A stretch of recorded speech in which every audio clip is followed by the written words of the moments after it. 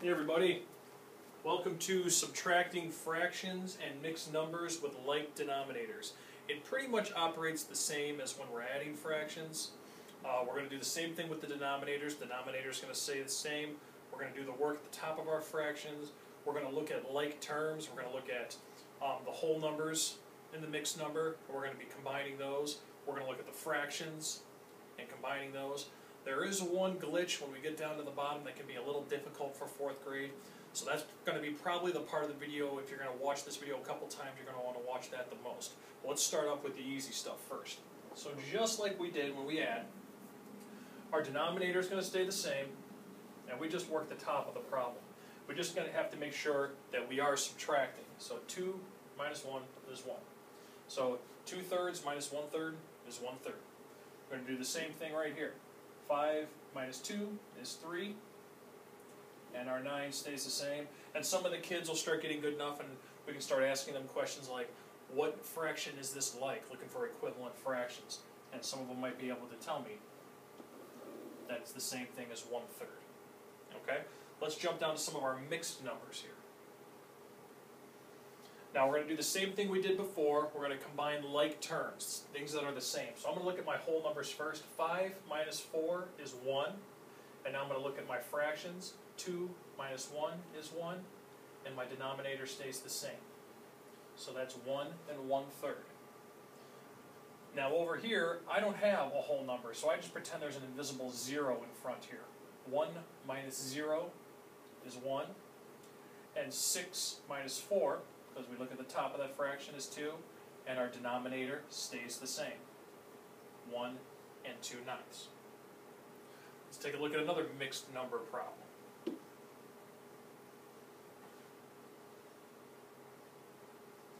How about 10 and 5/6 minus 6 and 5/6? Well, let's look here. 10 minus 6 is 4. 5 minus 5 is 0. Denominator is the same, and in this case, what we're going to do here, we're just going to eliminate this. When we go to the store, I don't say here's $4.00 back. I just say here's your $4 back. So that's what we're going to look for there.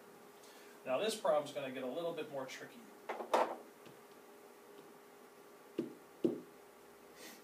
On this problem, if I look and I do my combining of terms, 4 minus 2 is 2. Okay, that's easy enough. But then we have 4 minus 5. You can't do that. If I have $4 in my hand, you can't come up to me and say, give me $5. I don't have enough money to give you. Now I tell the kids, well, what did we do when we were first learning how to subtract? If we had a problem like, say like this. We couldn't do 4 minus 7. If you have $4, I can't ask you for 7. So what did we do? We borrowed. We regrouped. We're going to do that same strategy in this question. So this is one fraction, or one mixed number, that is, that I like to stack. So I stack these so I can look at similar groups. 4 and 4/5 minus 2 and 5/5. And I tell the kids, let's start thinking of these. Start thinking of this like your 1's place and your 10's place. So if this doesn't work here, we're going to borrow from that category next to it. We're going to borrow from one of our whole numbers. So just like in the olden days, we're going to cross off that 4. He becomes a 3. But here's where we have to stop. Because a lot of kids, what they want to do is just drop a 1 right next to it and make that a 14. And it doesn't work that way. Now we have to go back to our knowledge of what 1 is. And if I say 1 and they say, turn 1 into a fraction, well, 1 could be 2/2. 1 could be 3/3. 1 could be 4/4. 1 could be a million millionths, as long as your numerator and your denominator are the same. Now we're going to use that knowledge here, and I tell them, here's your key. Look at that denominator. It's going to tell you what I want to make that 1. I want to make that 1 5/5. So the 1 that I'm taking over here, I'm giving it to this category. This is the same thing. 3 and 5/5 is the same thing as 4. I'm just going to keep 3 here, and I'm going to take 1 and give it to this category. So now I need to add these together, combine it, and create a new fraction. And when I start getting all this stuff around it, I always like to do a rewrite to clean up my problem. So I'm going to do a rewrite over here. Now I have 3 whole numbers, 5 plus 4, because I'm going to add those top ones, that's going to be 9. My denominator stays the same. And now I'm going to bring this over. Now I've got a subtraction problem I can actually work, because I can do 9 minus 5. That's going to be 4. Denominator stays the same. 3 minus 2 is 1. So the big thing in the borrowing here is borrowing, slashing that, going to a 3, and then deciding what kind of a fraction am I going to make my 1 that I'm giving to my fraction category. So let's try it out down here on this problem. I set you up with one more practice one so we can look at it again. So once again, I'm going to realize right away, 5 minus 2 is 3, but I can't do 2 minus 6. I can't, if I have $2, I can't say, okay, give me 6. That doesn't make any sense. It doesn't work that way. So I'm going to take this problem and I'm going to stack it again.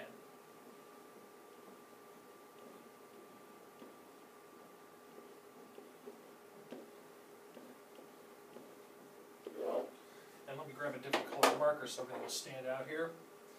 And let's see here. I can't do this, so I'm going to need to borrow from my whole numbers. Slash. That's going to become a 4. But now I need to give that 1 that I'm borrowing from here, I need to give it to this category, but I need to do it in the correct way. Remember, we don't just drop a 1 next to that and make it a 12. That's not how this works. We need to turn that 1 that we're borrowing into a fraction and put the 2 fractions together.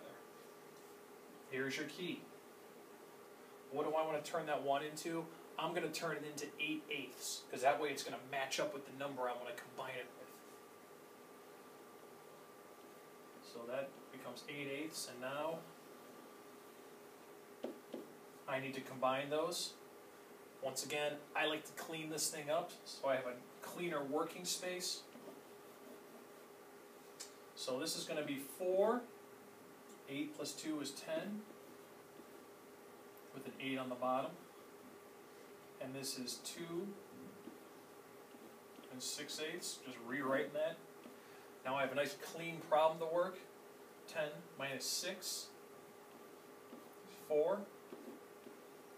Our denominator is going to stay the same. 4 minus 2 is 2. And in a problem like this, we might even get kids go, oh, Mr. Lugas, that's actually the same thing as 2.5. And if you can get that far, that's awesome. So subtracting, it's really not that bad until you have to do a little bit of regrouping, and then it's just following the steps and just remembering what you need to do and do repetitions with it. So like I said, go back in the video, look at the section that you like the most that you need to practice. I would guess it's probably regrouping, and give them a couple shots.